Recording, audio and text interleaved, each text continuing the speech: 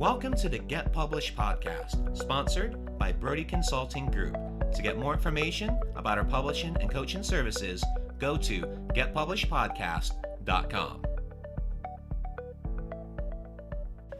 Hello, I am Paul Brodie, and thank you for joining us for another episode of the Get Published podcast, where we help authors get published with a proven system that works. Today, we're being joined by John Darrin, author of The Rocket's Red Glare. John, welcome to the show.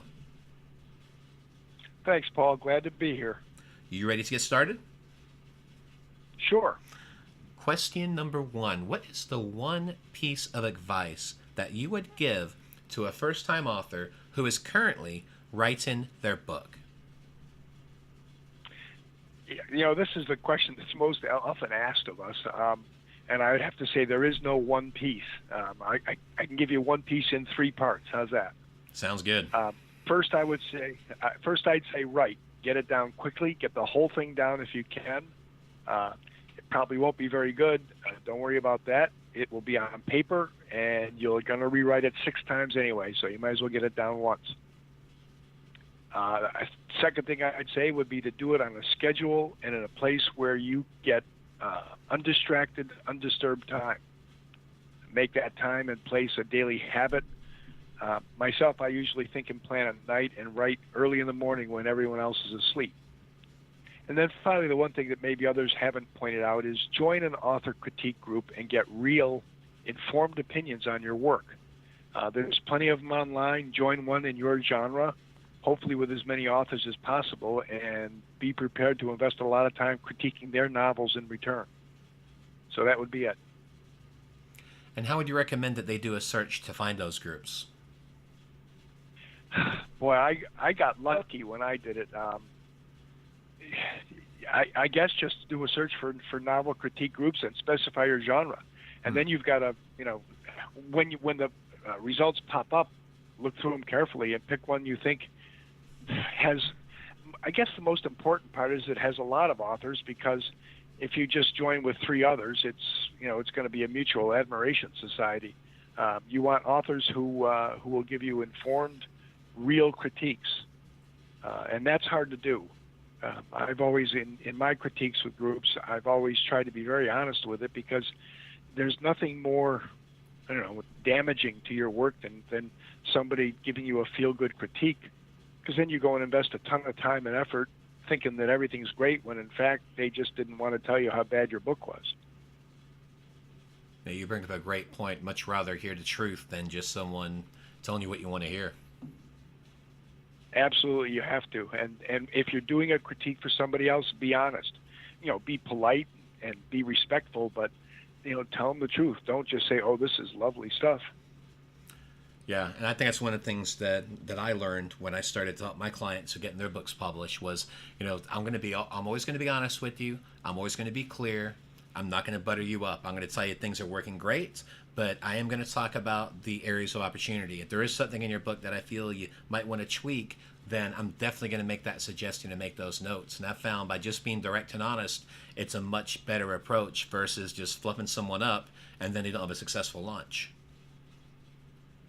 Yeah, writing is a huge effort, not just an intellectual effort and a time effort. It's also an emotional effort.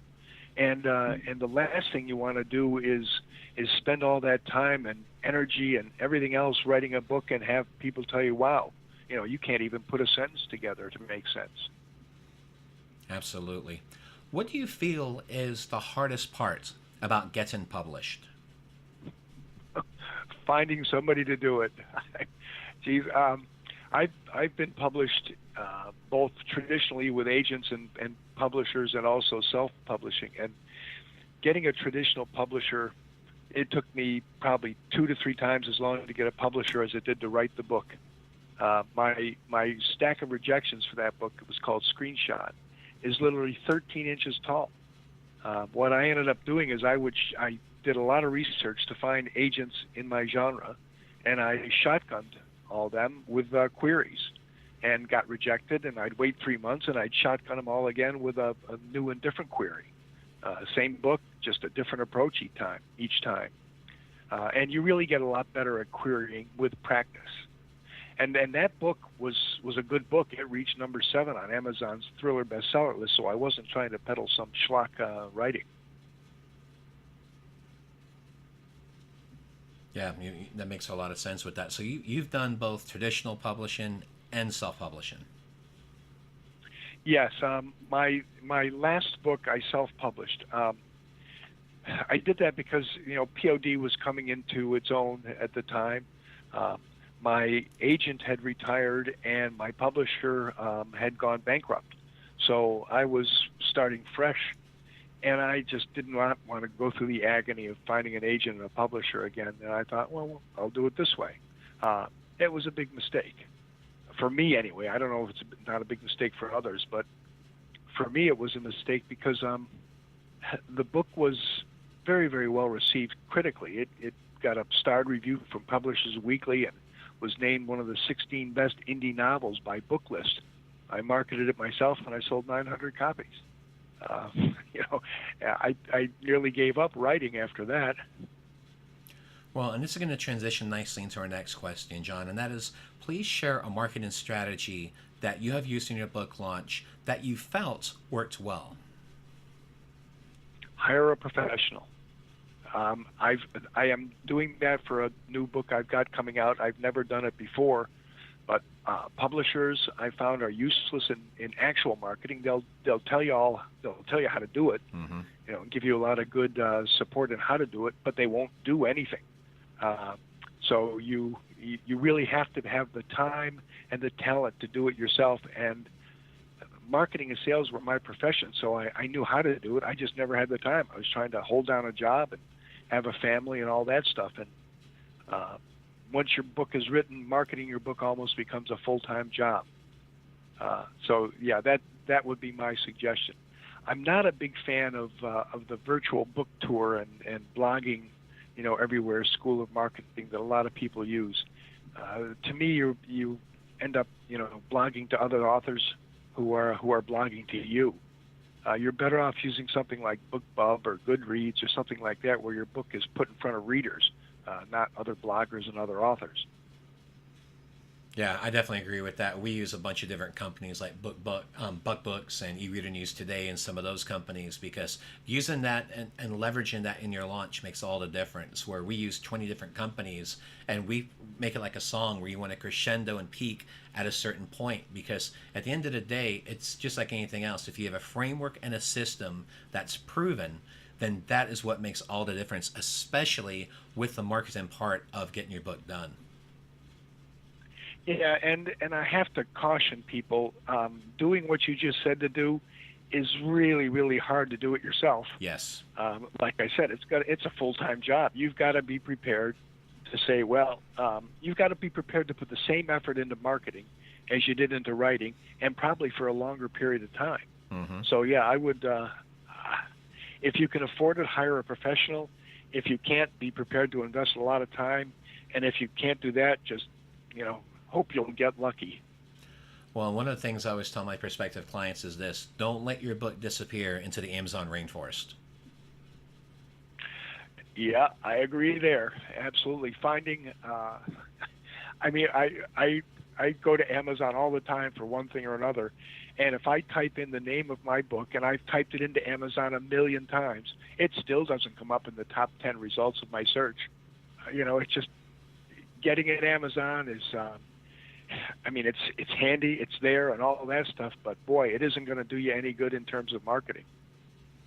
You've got to point people to that Amazon page and get them to go there. Absolutely.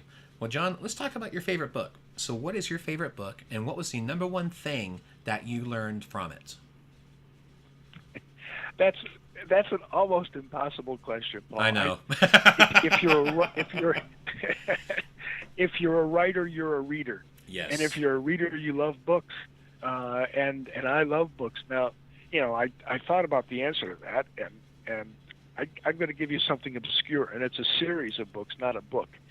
It's George MacDonald Fraser's Flashman series. It is, I just love that whole series. There's about 7 or 8 books in the series. They're great stories. There's an engaging protagonist, lots of humor, and very good, accurate history all rolled into one. So I'd recommend those to anybody. And as far as learning something from it, wow, you learn something from every single book you read. And here's a weird example. Here's what I learned from Popeye cartoons.